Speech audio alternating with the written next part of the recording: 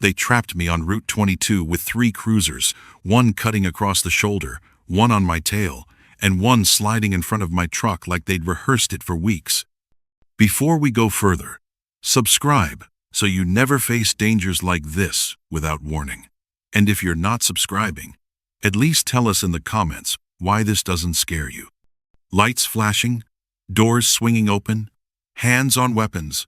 I froze with my palms lifted, trying to breathe steady while the wind rattled against the mirrors. I kept thinking the same question over and over. How did it come to this? How did I end up treated like a threat in my own hometown? The officer yelled for me to step out slowly. My knees felt hollow, but I did what he said. Gravel cracked under my boots as I moved toward the front of the truck. I didn't argue. I didn't even lift my eyes. I just waited for them to explain why I was being boxed in like a criminal. When they finally spoke, the words didn't feel real. We received a direct tip from inside your household. Your name was flagged. I stopped breathing. Inside my household, my own sons tried to send me to prison. If you're a parent and this hit your chest, subscribe. And if you're not subscribing, at least tell us in the comments why this doesn't scare you. The moment those words hit me, I felt something crack, quiet, sharp, deep, not in my body, in my trust. I raised those boys. I patched their scraped knees. I stayed up during storms when they were little because thunder scared them. I taught them how to hold a hammer, how to measure a cut, how to respect their mother, how to keep their word. And now, they were the reason I had rifles aimed at my chest. Let me tell you straight, I never thought my own blood would try to bury me alive in a lie this big. You ever lived with someone under the same roof who you would have sworn would never turn on you? A son, a daughter, a brother, someone you fed, someone you trusted? When that trust snaps, it doesn't make a noise. It just rearranges your entire world before you can blink. So let me ask you, as a parent, or as someone who values loyalty, what would you do if the people you raised decided you were disposable? Because what happened to me wasn't a simple disagreement. It wasn't a punishment. It wasn't teenage attitude. It was planned. It was deliberate. And it nearly worked. Before the officers searched my truck, before they called in backup, before they reached for the envelope that would turn my whole life upside down, there was one moment, one single breath, where I realized. This didn't start today. This began weeks ago. As the officers closed in around my truck, I could hear my heartbeat louder than their radios. One officer kept his hand near his holster. Another circled toward my passenger door like he expected something explosive inside. The strange part? I didn't panic. I didn't shout. I didn't even feel anger yet.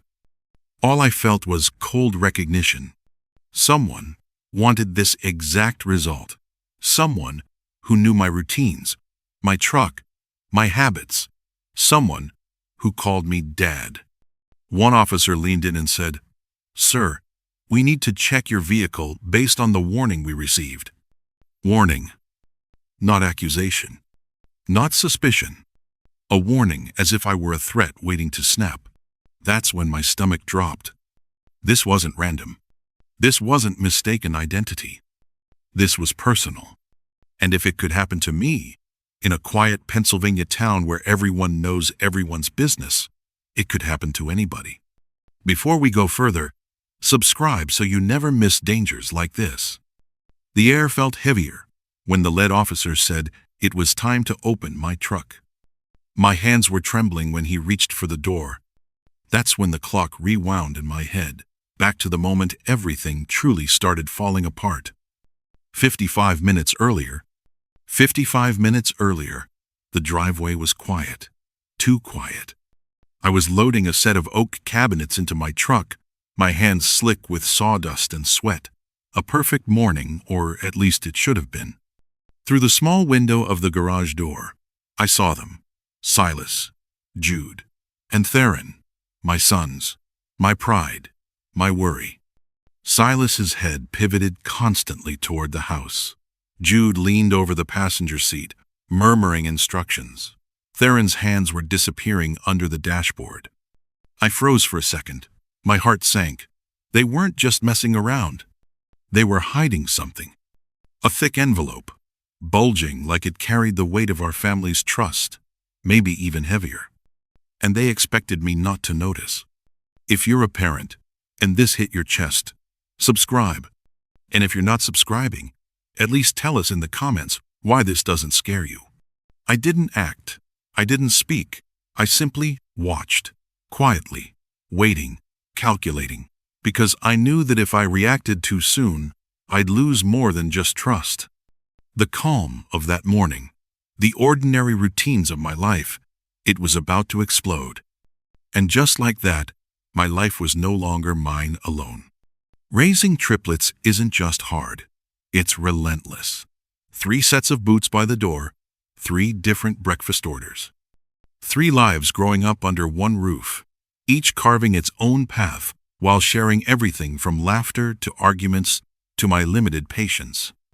Silas, Jude, and Theron were boys I once thought I understood completely.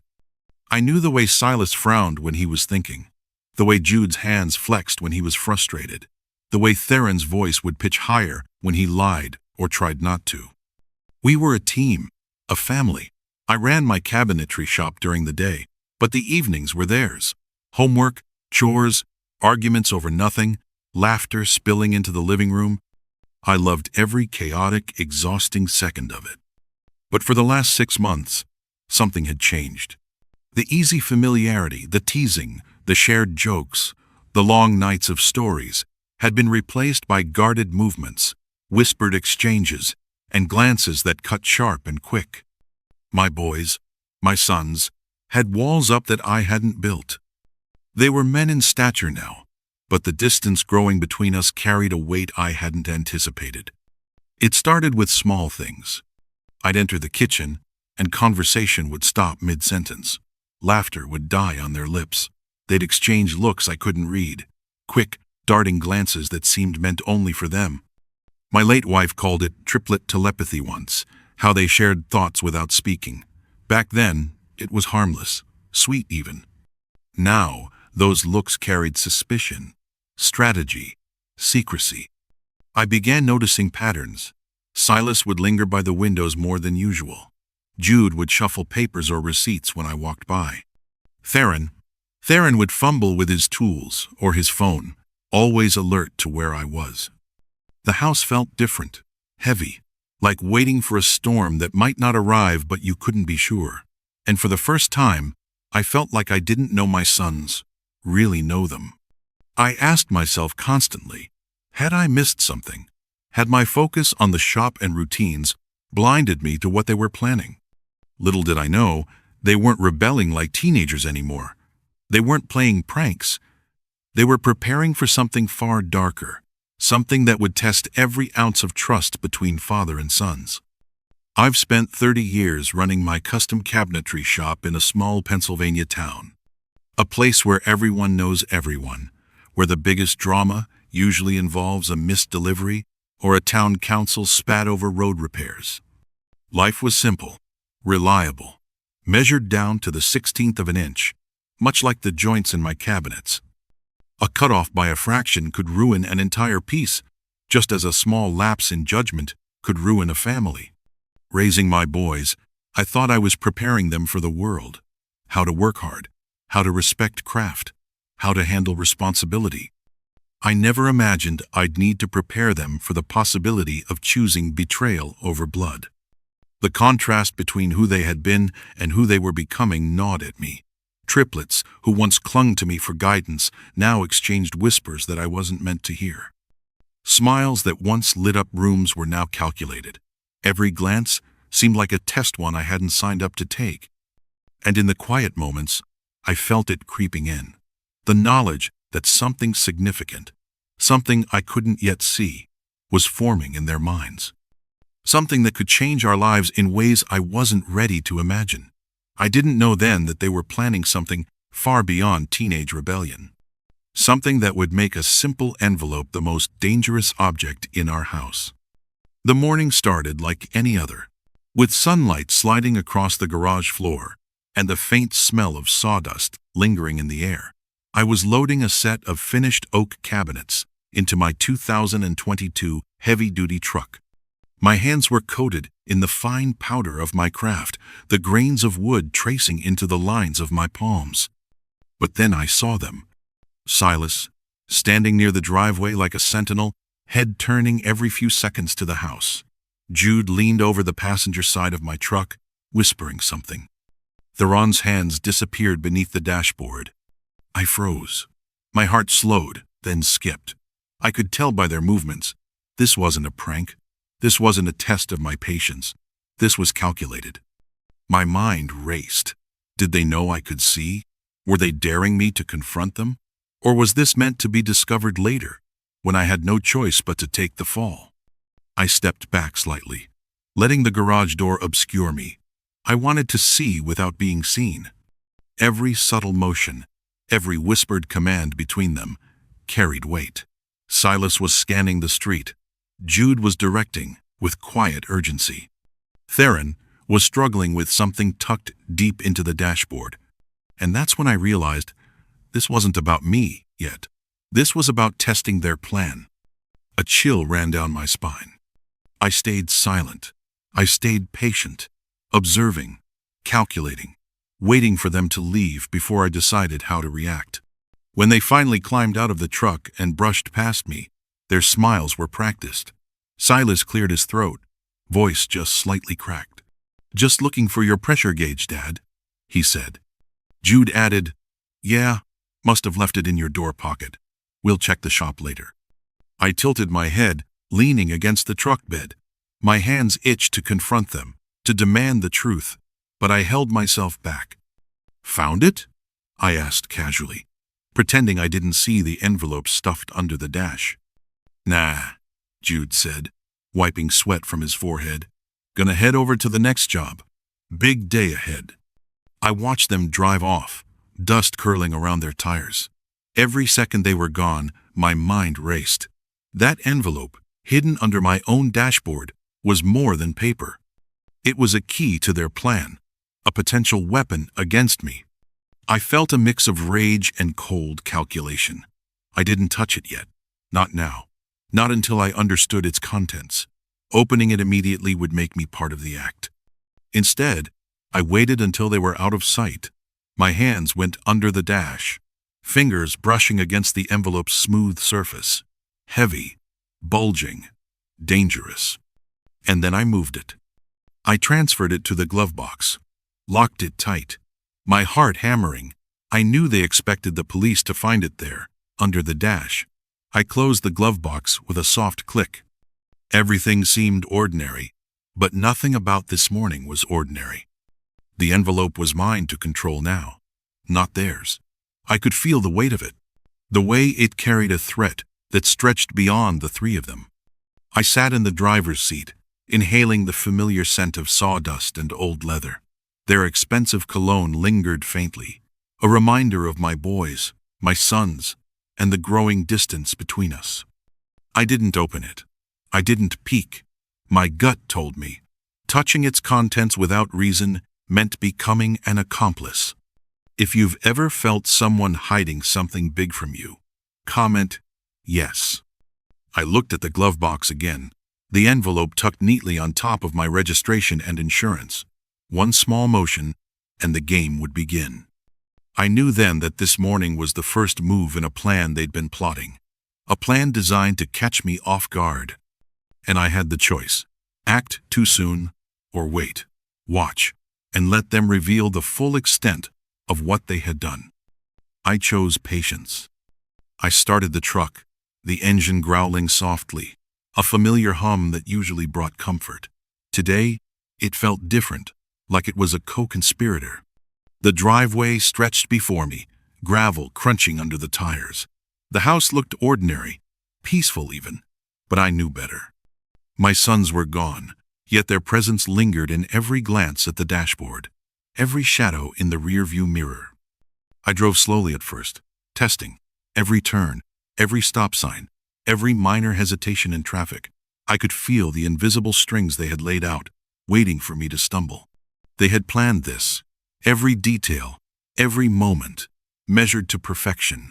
The envelope was meant to be found, the tip meant to be called in, the timing precise. And somewhere, just out of sight, my boys were watching. I clenched the wheel. A father's instinct told me to protect, to intercept. But another voice whispered, "Wait, observe, understand." The open road stretched ahead, and for the first time, I truly realized trust wasn't just fragile, it could be weaponized. I noticed them only after a few miles, Theron's sedan, just behind, hugging the curves of the road as if rehearsed. I kept my distance, didn't signal, didn't change speed. I let them follow, my mind piecing together the patterns, calculating the plan without letting them know I saw it. It hurt, more than I could admit. My sons, the boys I raised, tailing me like I was prey.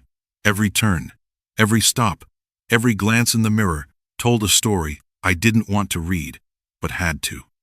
My heart thumped, not just from betrayal, but from fear. Not for myself, for what could have happened if I had been reckless. The envelope, the tip, the police, all waiting to snap the trap shut. And yet, I couldn't help but think, they needed me to panic.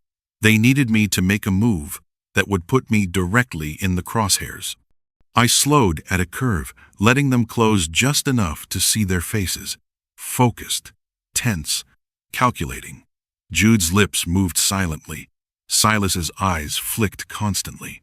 Theron's hand rested on the dashboard like he was ready to strike. Every instinct I had screamed, "Stay calm." Every memory of their childhood reminded me, act with precision. I drove toward the county line, every mile a countdown, every glance in the mirror, a reminder that what I was about to face wasn't just a traffic stop. The envelope in the glove box seemed heavier than ever, the key to a chain reaction that could destroy everything I had built. I didn't know what was inside, and I didn't want to.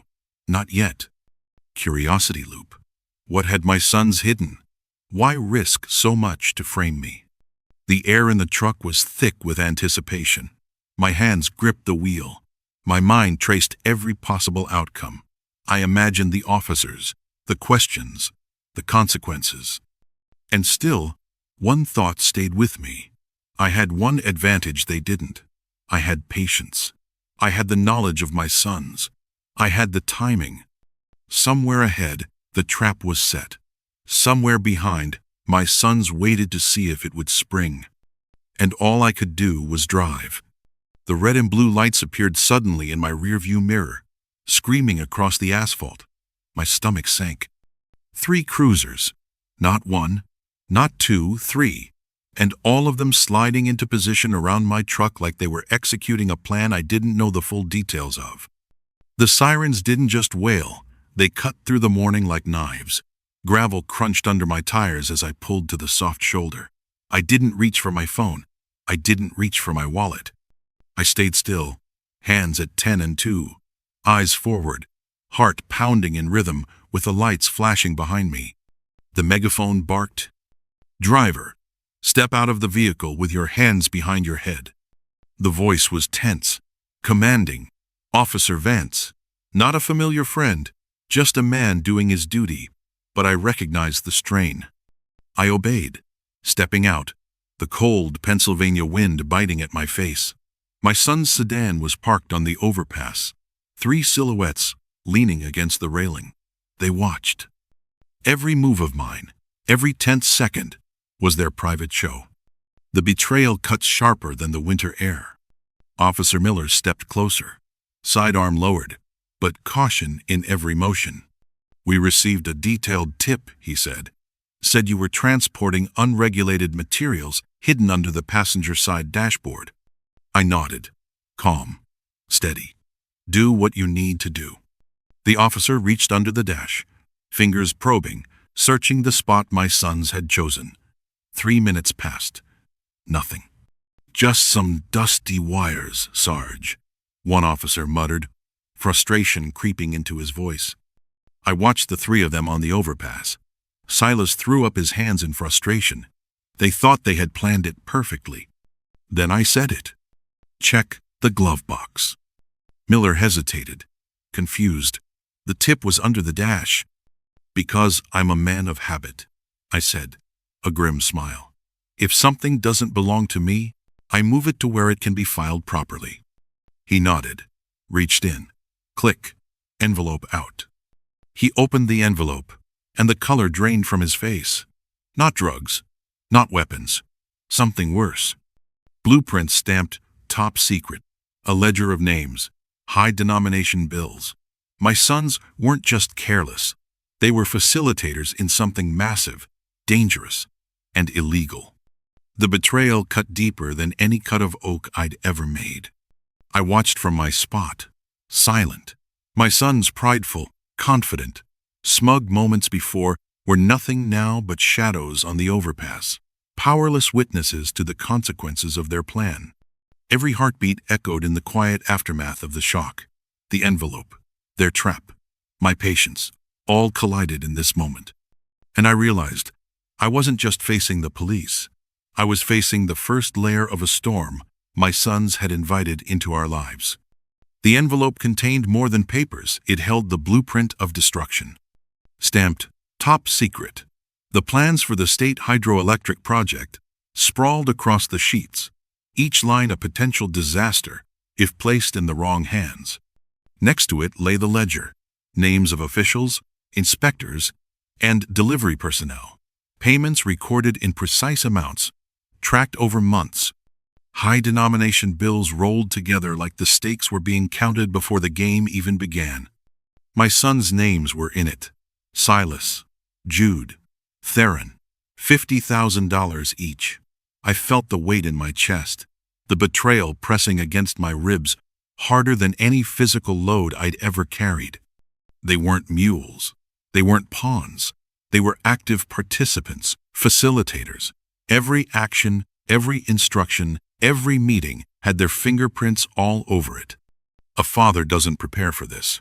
Not for children raised with care, with work ethic, with lessons in integrity.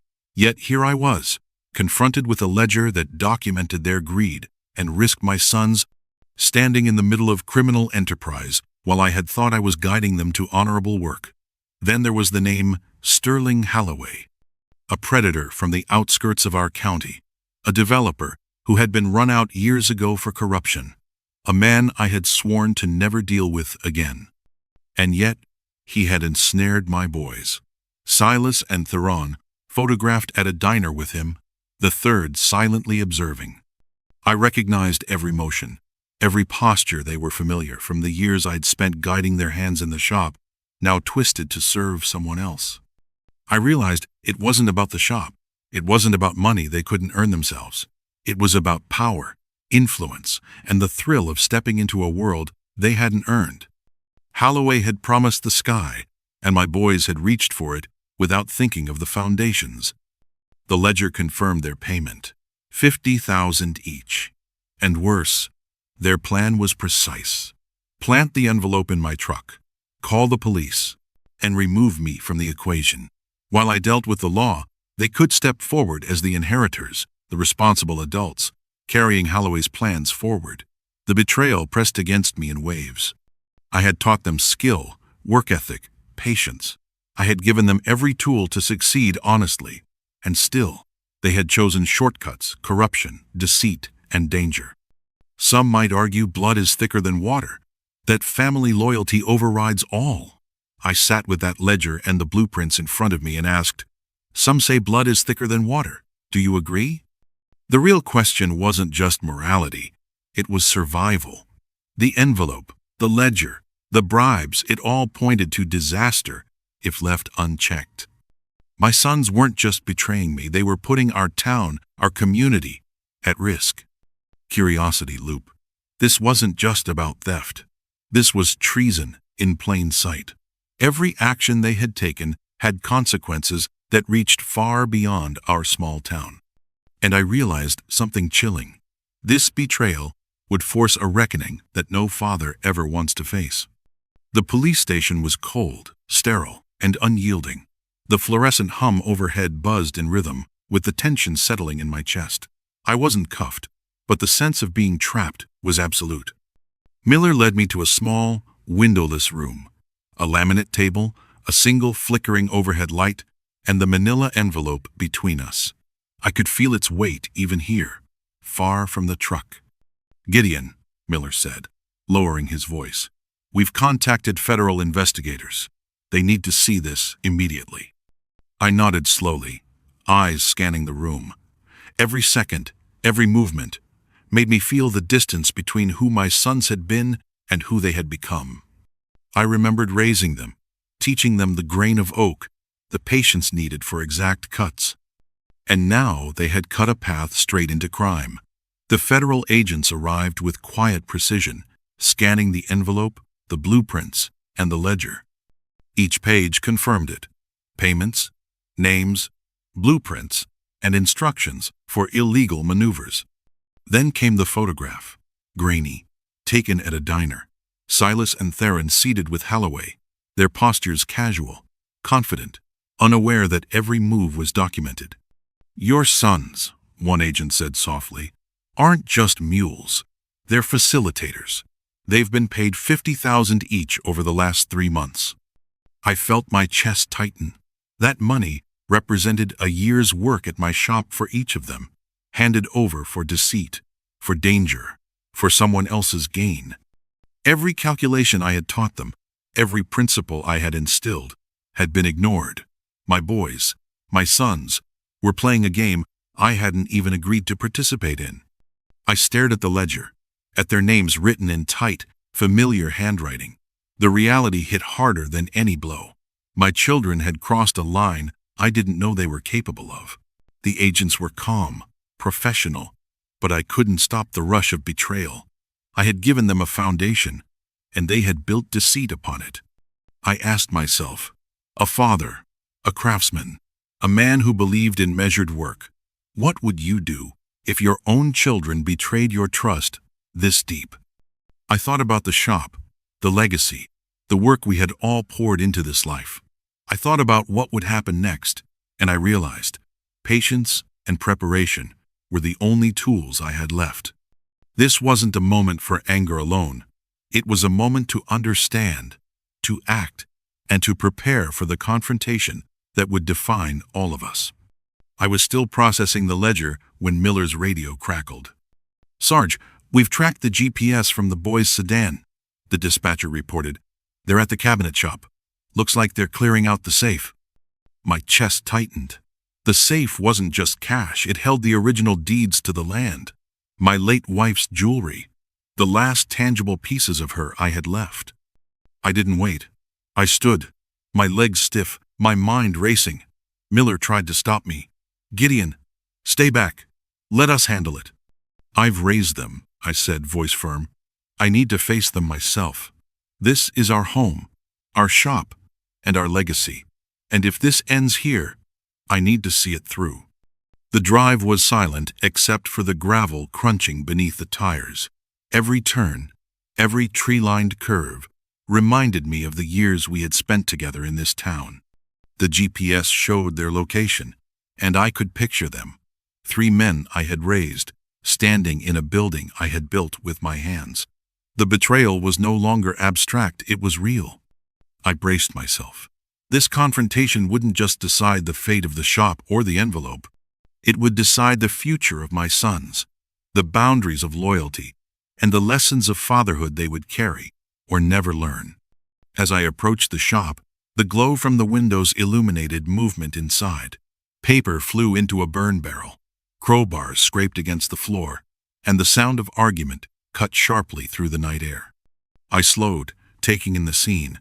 They were not the boys I had raised, they were shadows of themselves, each acting in desperation, guided by greed and fear.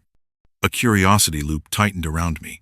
What would happen when they realized the envelope wasn't lost? When they understood that the evidence had been preserved, copied, and documented? I gripped the wheel tighter. This confrontation would change everything. Families are built on trust, on lessons, on work ethic, and now I had to confront the collapse of it all. The bell above the door rang, a sharp, almost mocking chime as I stepped inside. Wood smoke filled the air, but not the warm, comforting kind it was.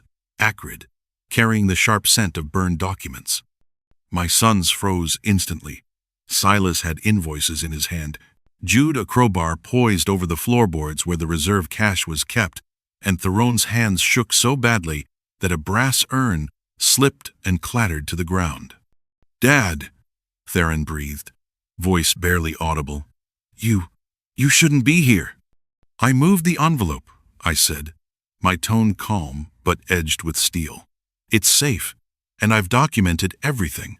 I wanted to see if you'd actually let the police find it."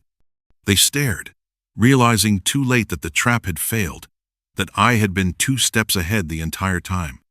I let the silence stretch, heavy and deliberate. Each heartbeat echoed in the rafters.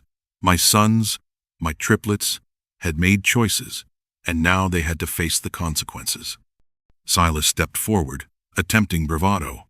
"It's not what it looks like, Dad. Holloway said it was just tax documents." "Stop lying," I shouted. The sound bounced off the walls, reverberating like a gavel. "I saw the ledger.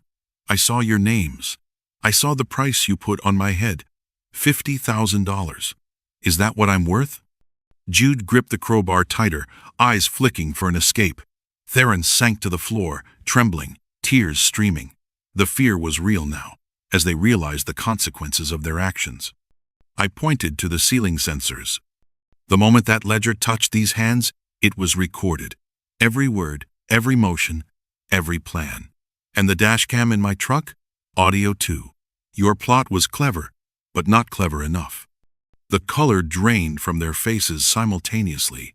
They had underestimated me, their father, the man who had taught them precision, patience, and attention to detail. I took a step closer, voice dropping to a whisper that carried more weight than any shout. "A father's job is to teach his sons how to be men. I failed. I let you think shortcuts were a way to get ahead. I let you think love protects you from your own mistakes." Theron sobbed into his hands.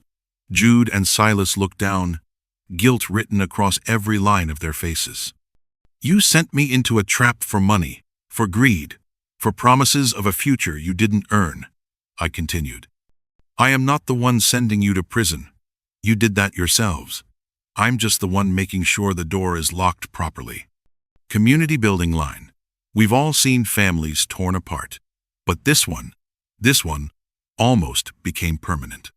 I stepped back, letting the weight of my words sink in. Silence filled the shop, heavy with realization. Within seconds, officers surged past me. Handcuffs clicked. Jude, Silas, and Theron were restrained, realizing the world did not owe them forgiveness.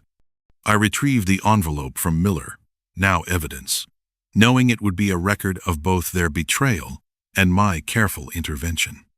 I walked out into the night air, the smell of wood smoke and burning papers fading behind me.